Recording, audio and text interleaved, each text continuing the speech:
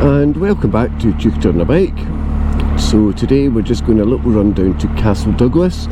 I've got some deliveries to make for my wife, so it's just going to be a quick run today, and then I need to get back, and then later on this afternoon there'll be another trip where I've got to take the wee man up to go and have a sleepover at Granny's and visit his cousins. So I get a night of peace, date night with the wife, so to speak. So what news? Well, I phoned BMW to get my drive shaft replaced, and it just seems to be par for the course now that if you're going to book your bike in for any kind of work, it takes about a month to get a flipping appointment. So what are you doing, Mrs.?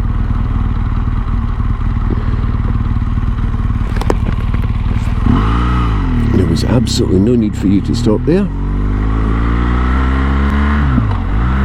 So I booked it in yesterday, and they said, I think what day was yesterday, the 2nd of May, and the first appointment that was available was the 5th of June. And unfortunately I'm going on holiday on the 7th of June for a fortnight, so just in case anything went wrong with the drive shaft change, I thought I'll just postpone it till after the holiday, because if there is a problem and they need to hold on to the bike, they're certainly not going to want it kicking about the garage for a fortnight. Good, I'm glad he's away. He's been a nuisance all the way through the town.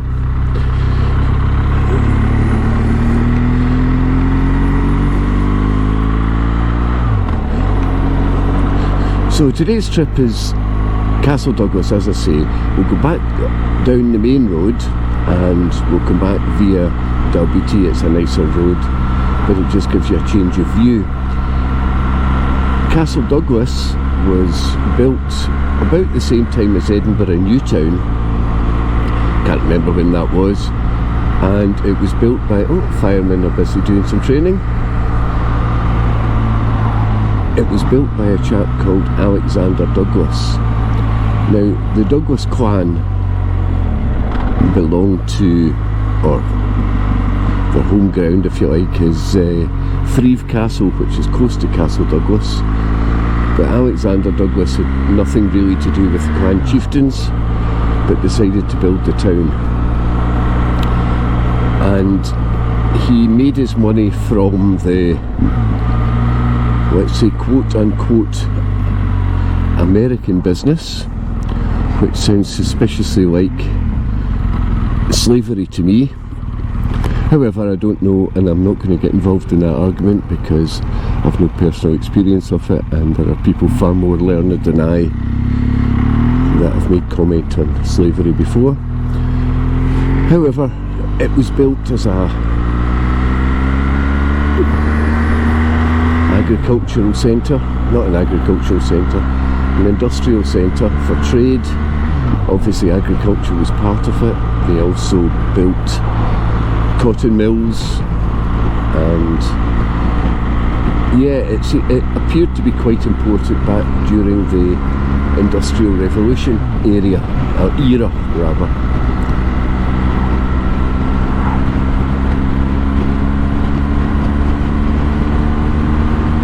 It's a lovely little place. What I like about it particularly is that the town centre is not just full of main chain shops, it's full of a lot of small individual businesses, and yeah, it's actually very pleasant to be in. A very nice place. It's got a very relaxed, easygoing atmosphere about it. It's on the road to Stranraer. So this road, which is, as I say, can be quite busy, is because it's the main route to Stranraer and therefore onto Ireland after that. So there's quite a lot of lorries from Ireland come across. And to be quite honest, the Irish lorry drivers are very good. They don't hang about. Whether they're necessarily obeying the speed limit is another matter, but they certainly don't hang about and don't cause too much congestion. But obviously they are travelling slower than cars, so because of that, this road gets quite a bad reputation for accidents because people perhaps get frustrated and overtake in the wrong place, and yeah, that's just the way of it. There are not any plans to upgrade the road, although it is sorely needed, because, well, first of all, it's not London, and secondly, the Scottish Government, if they're going to pay for it, seem to spend or waste most of their money on stupid things, excuse me, like mobile homes, camper vans and things. So it is notoriously dangerous road, and rather than do anything about that and improve the road to make it better,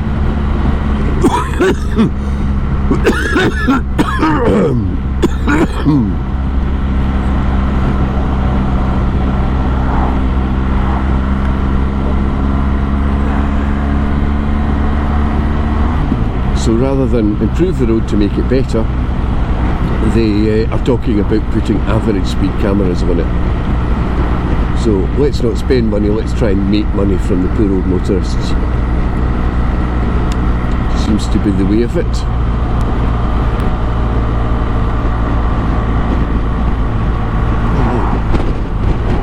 So it's quite a lovely area, it's fairly flat, there's not many hills about the place.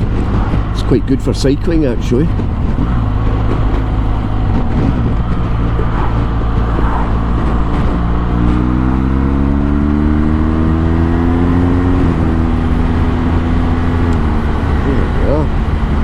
Quite handy.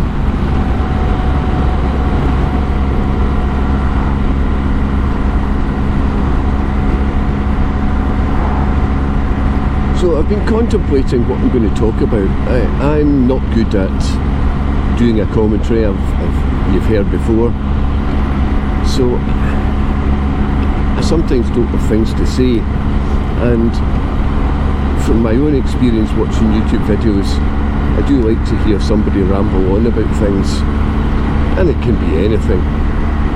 Now, I'm not a rambler, I don't talk that much. I'm not a big small talk person. It's not unusual for me to sit with people and actually not say anything, just to listen. It's just the way I am. But I'm now 58 years old. I've got quite a lot of life experience, I think is how you would put it, etched onto the lines in my face, I think. And there's quite a few funny stories from my various jobs, you fucking idiot.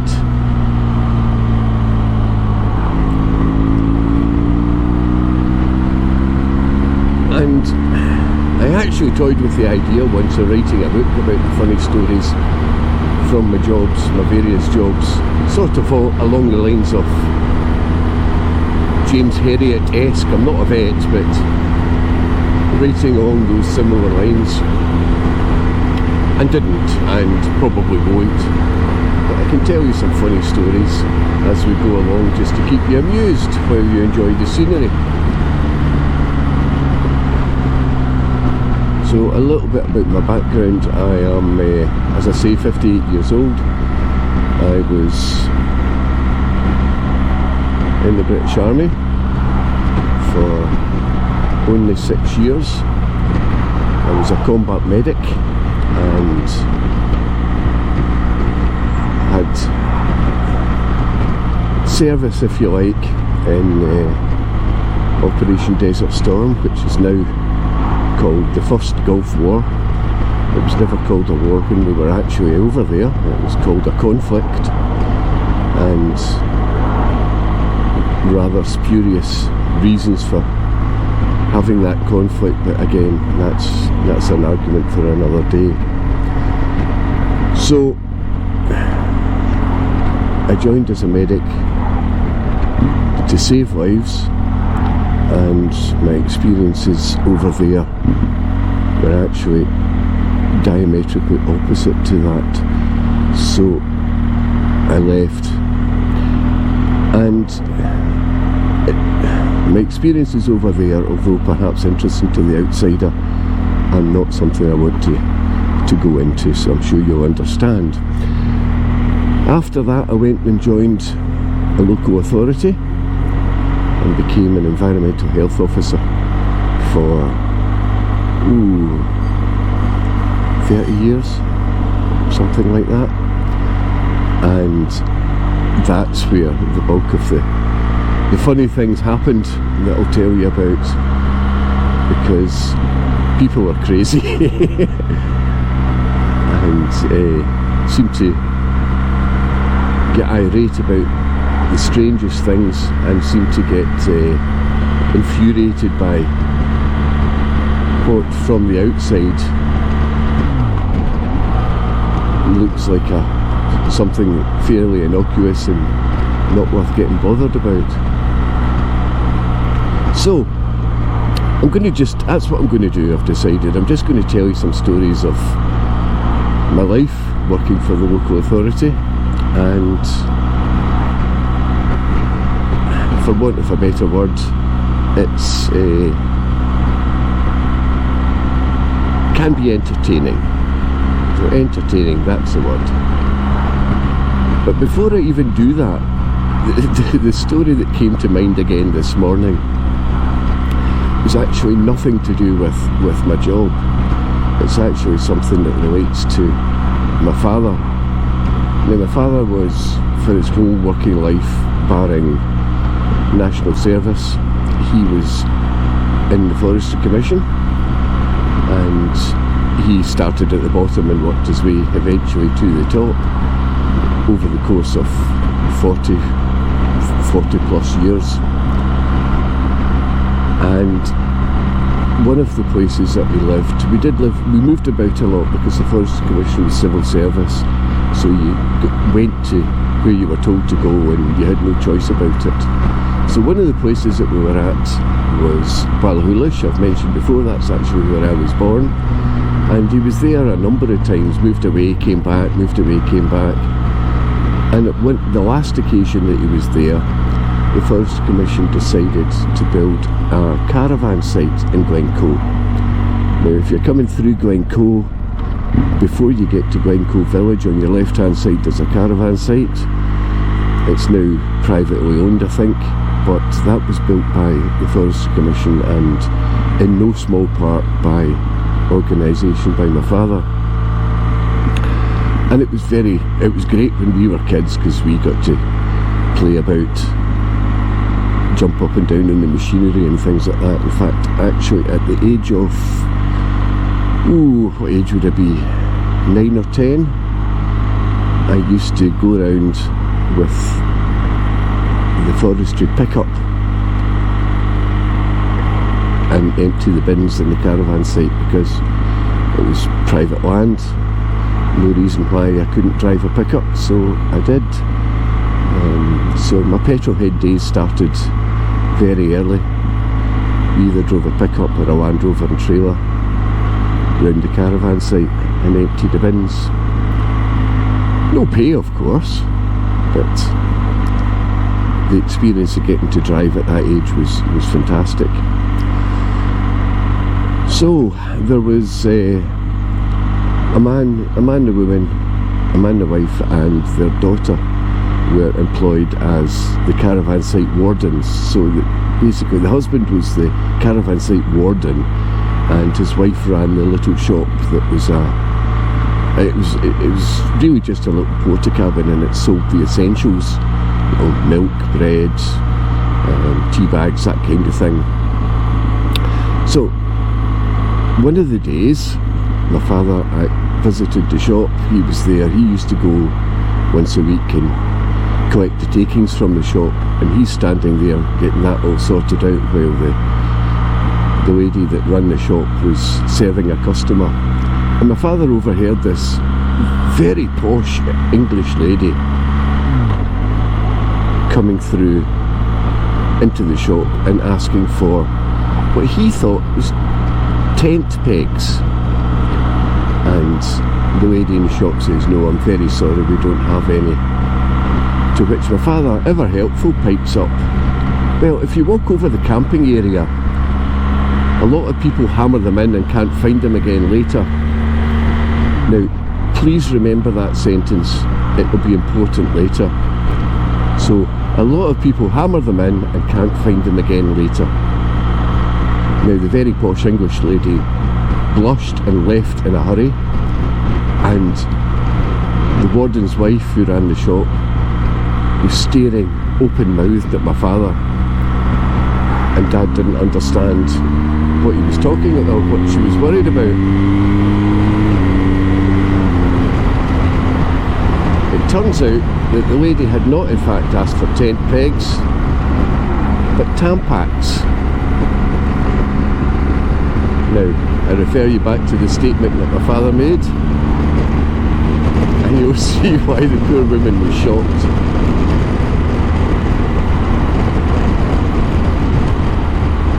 Some people hammer them in and then can't find them again later.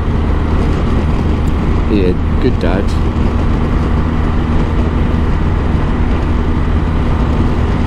Isn't this a beautiful road? It's very quiet today, which is a mercy, because it can be choke solid. And it is a Friday, and quite often Fridays are the busiest, but I think we scored today. Oh, there's a police car. Speed!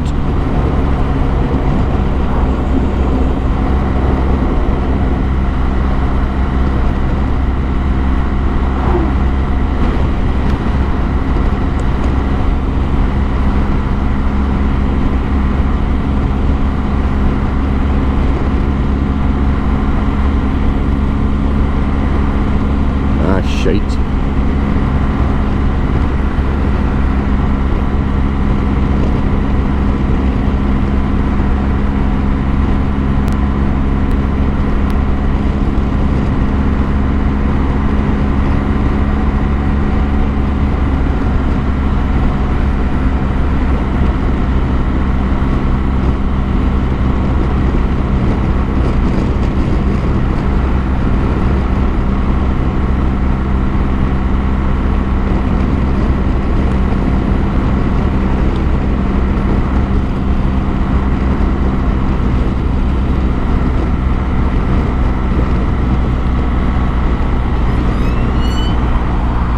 That was good. It's a little bum twitching moment, because I was doing a lot more than the speed limit coming down there while I was chatting to you. It's always nice when you see a police car going past you.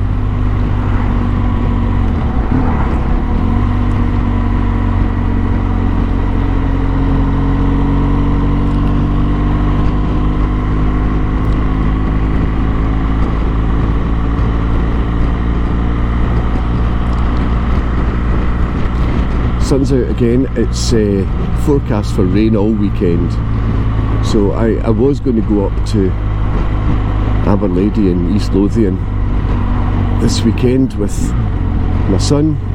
We're going to go and visit the Jim Clark Museum, but the forecast, wouldn't you know it, for Saturday, Sunday and Monday is rain, rain, rain.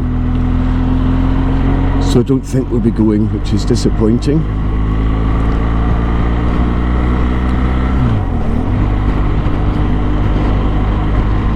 But this is us heading down to Castle Douglas now. I've taken you to Castle Douglas before, I think. I might be wrong, but I'm just going to drop off stuff for my wife here. She's at work, so I'll take the opportunity to take the bike out for a run and do her a little favour at the same time. Always good for the brownie points.